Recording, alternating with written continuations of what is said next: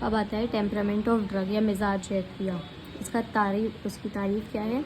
کسی دوا کے وہ چند بنیادی اجزاء جن کے باہم ملنے سے دوا کو جو مزاج حاصل ہوتا ہے اس کو مزاج ادویہ بولتے ہیں.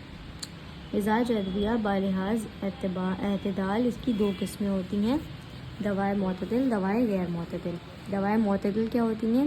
ایسی دوا جو بدن میں داخل ہونے کے بعد ایسی کیفیت پیدا کرتی ہیں جو جسم کی پراپرٹیز سے نہ زیادہ ہوتی ہیں اور نہ کم ہوتی ہیں. تو ایسی دوائیں بدن میں زیادہ اثر نہیں پیدا کرتی. دوسری آتی ہیں دوائیں غیر معتدل.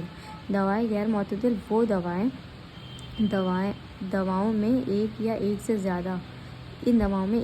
زیادہ کیفیت پائی جاتی ہے جو جسم کی پراپرٹیز کو بدل دیتی ہیں. ان کی فردر 8 قسمیں ہوتی ہیں جس میں سے 4 ہوتی ہیں دوائیں غیر معتدل مفرد اور دوائیں غیر معتدل مرکب. تو یہ آگے اس میں حارتہ بارد یابس، اس میں آگے دوائیں حارتہ بار یابس بارد یابس. پھر آتا ہے مزاج کی قسمیں بارحاظ ترکیب کے لحاظ سے اس کی 2 قسمیں ہوتی ہیں: مزاج اولیٰ اور مزاج ثانی. مزاج اولیٰ کو ہم لوگ مفرد القوا بھی بولتے ہیں اور مزاج ثانی کو ہم لوگ مرکب القوا بھی بولتے ہیں. تو مزاج اولیٰ کی کیا ڈیفینیشن ہے؟ جب کسی دوا کے بنیادی اجزاء باہم ملتے ہیں تو دوا کو جو مزاج حاصل ہوتا ہے اس کو مزاج اولیٰ بولتے ہیں. مزاج ثانی کیا ہوتا ہے؟ 2 مزاج اولیٰ کے ملنے سے مزاج ثانی بنتا ہے، یا پھر جب دو دواؤں کے اجزاء باہم ملتے ہیں تو اس کے بعد دوا کو جو مزاج حاصل ہوتا ہے، جو مزاج بنتا ہے، اس کو ہم لوگ مزاج ثانی بولتے ہیں. مزاج ثانی کی فردر 2 قسمیں ہوتی ہیں: مزاج ثانی مستحق اور مزاج ثانی غیر مستحق، یعنی سالڈ سیکنڈری ٹیمپرامنٹ، ان سالڈ سیکنڈری ٹیمپرامنٹ. مزاج ثانی مستحق میں کیا ہوتا ہے؟ ایسا مزاج ثانی جس کی ترکیب اس قدر مضبوط ہوتی ہے کہ اس کو الگ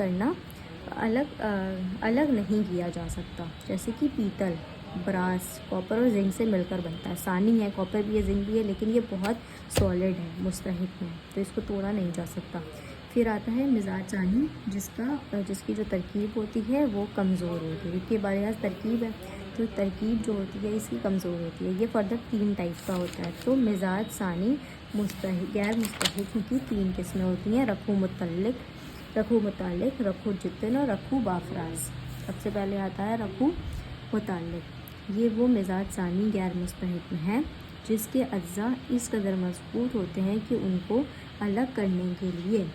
ان کے اجزاء کو الگ کرنے کے لیے آگ پر جلایا جاتا ہے. جیسے کہ بابونا، آگ پر ان کو جلایا جاتا ہے. اس میں 2 طرح کے اجزاء ہوتے ہیں: قابض اور محلل. 2 طرح کے اجزاء ہوتے ہیں: قابض اور محلل. جب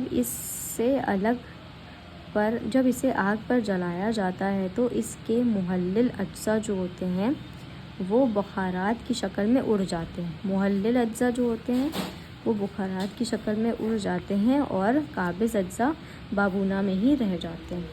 پھر آتا ہے اس میں آگ پر پکایا جاتا ہے. پھر آتا ہے رکھو جتن.